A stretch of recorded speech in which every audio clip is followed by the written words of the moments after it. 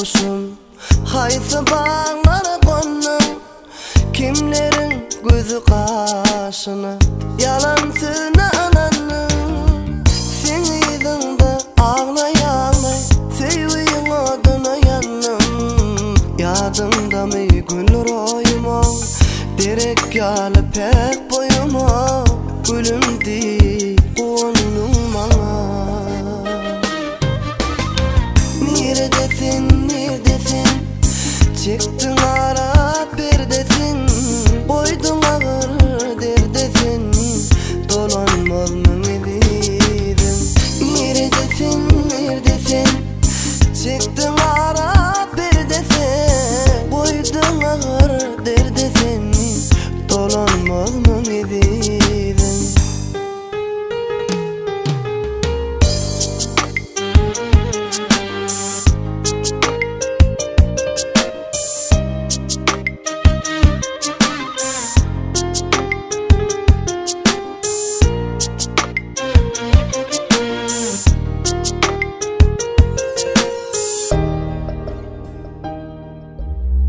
Nerelerde gidin desin, karaş yanar yüreğim.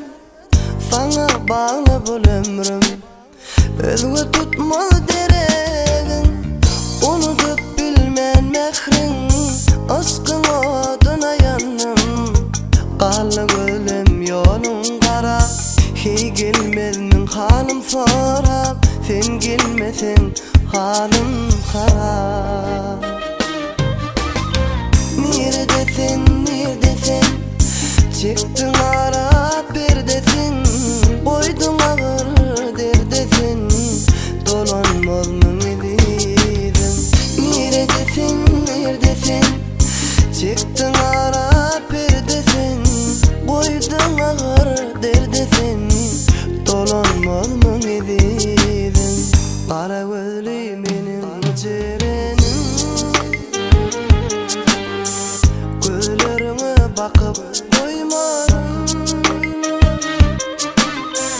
Adın dilimden doymarım. Ahın ağlamı duymarım. Neredesin, çıktın ara perdesin. Boydun ağır derdesin, dolanmaz mı edildin?